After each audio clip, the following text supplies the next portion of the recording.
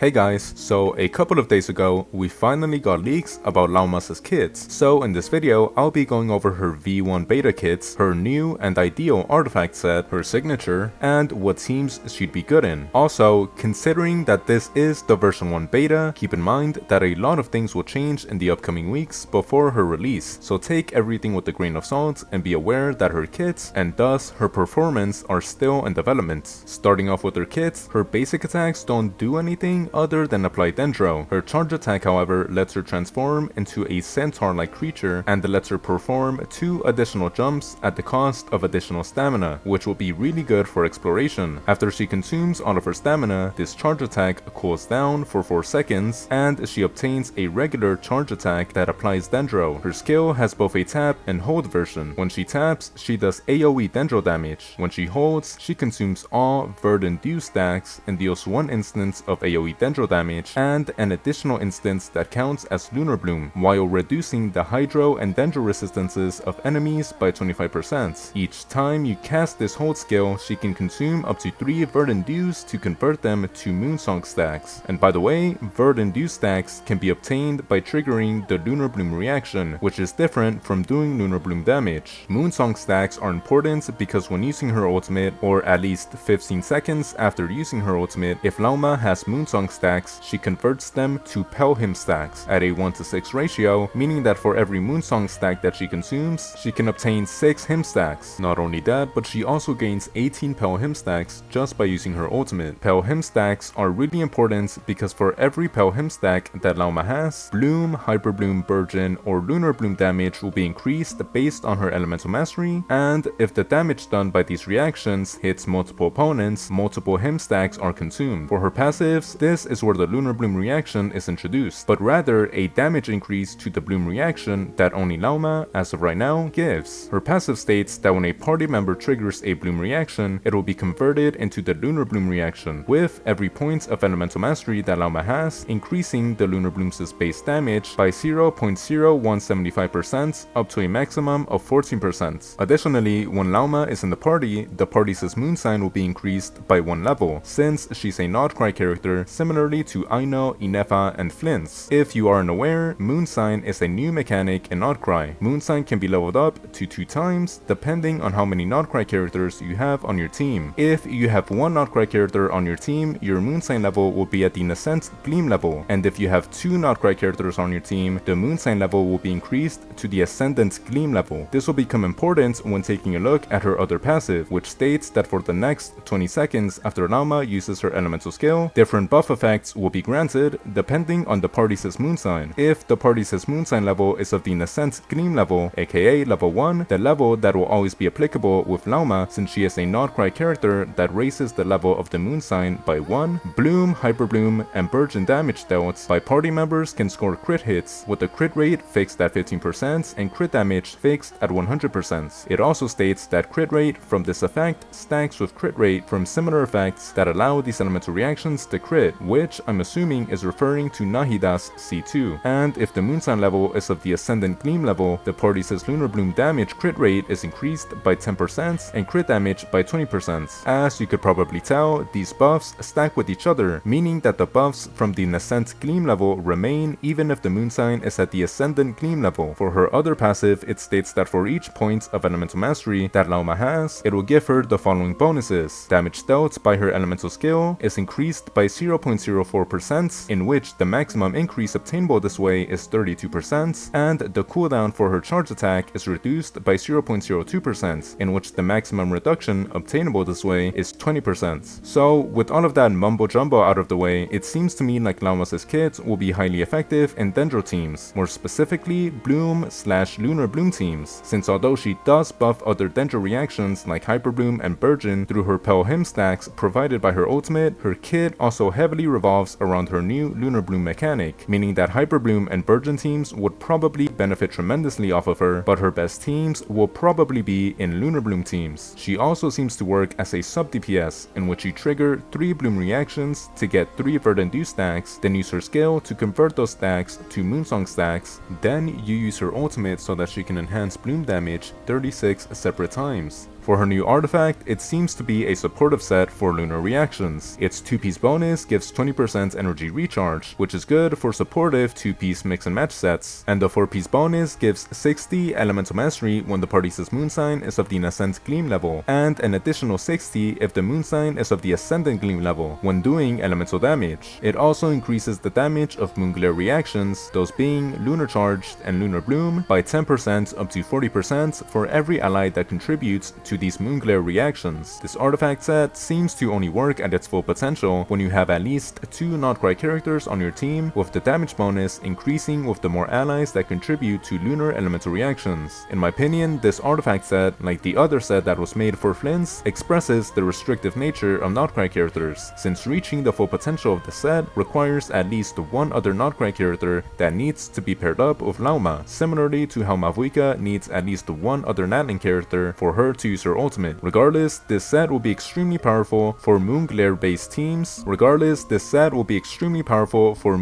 Reaction based teams, since nowhere in the set does it say that these buffs do not stack, meaning that you could theoretically give up to 480 extra elemental mastery for every ally if you have at least 2 Nod-Krai characters on your team, and you can increase the lunar reaction damage by 160% as well, once again if you have 2 Nod-Krai characters on your team and if every single character is wearing the same sets, which will be insanely powerful. For her sig, it states that when a nearby character triggers Lunar-Bloom, they gain the waxing moon effect, in which this character's elemental mastery is increased by 60 or 10 seconds. It also states that when dealing damage with a Dendro or Hydro elemental skill, this character gains the waning moon effect, in which this character's elemental mastery is increased by 60 for 4.5 seconds. And when both waxing moon and waning moon effects are present, this character gains the lunar cycle effect. The lunar cycle effect increases all party members' bloom damage by 120%, their hyper bloom and burgeon damage by 80%, and their lunar bloom damage by 40%, in which this effect cannot stack. Her sig seems to increase her elemental mastery by 360, while also increasing bloom, hyper bloom, burgeon, and lunar bloom damage, which makes the signature a good investment even for other Dendro catalysts like Baishu or Nahida in bloom related teams. For her teams, like I said in my kit impressions, it seems like Lauma will work for most Dendro reaction based teams, at least those that make use of blooms, with regular bloom / lunar bloom being her best team. For her bloom teams, she's gonna need a Hydro applicator, a Dendro shredder, and a Hydro or Dendro flex slot, with any character that is fulfilling these roles having to be a Nod-Krai character as well to raise the moon sign level. For her Hydro applicators, considering that bloom reactions don't get buffed by damage bonuses, Furina and Yelan would only be good at being Hydro applicators, with Chinchuo being as good as them. So for Lauma's actually viable Hydro applicators, you can either run her with Nailu, who will buff bloom damage, or Aino, who will raise the moon sign level and counts as the Nod-Krai character. For her Dendro shredder, Nahida will obviously be her best because of her sub DPS, elemental mastery boost, and potential crit rate and crit damage boost for bloom reactions at C2. She can also be ran with Baishu, who can increase bloom related reactions' damage by up to 100%, and he can act as a sustainer. For another alternative, you can use Yao Yao, who can act as a pseudo Baishu since she can also heal a bit. For her Hydro flex slot, as of right now, Nuvilets will be her best because of his insane personal damage, and for Dendro flex slots, Alhaitham will also be powerful, although he probably won't be anywhere near his best in slot on Lauma teams. And of course, Kaveh will also be decent, although Lauma will be helping out Kaveh a lot more than Kaveh will be helping out Lauma in this team comp. For her Hyper Bloom teams, it's going to be very similar to her Bloom teams, but you guessed it, she needs an Electro applicator as well, and can make use of an Electro flex slot. So for her Electro applicators, she can run Inefa, who is currently the best Electro sub DPS in the game, and who is a Nod-Krai character as well. Or you can run either Kuki Shinobu, since she is the GOAT of Hyper Bloom teams. Flint's will also be a viable alternative, since similarly to Inefa, he too will enable lunar charge reactions since he is a Nod-Krai character. Not only that, but he is an insanely powerful main DPS who will synergize fine with Lauma since she is a sub DPS. For Electro flex slots, she can make use of characters like Raiden, Clodinde, Sino, or Varisa to help them do a ton of Hyper Bloom damage. For her Burgeon teams, again, all we'll have to do is include Pyro applicators into the mix, with MiHoYo instantly coming to mind because of her ability to burgeon up to 70 blooms per skill usage.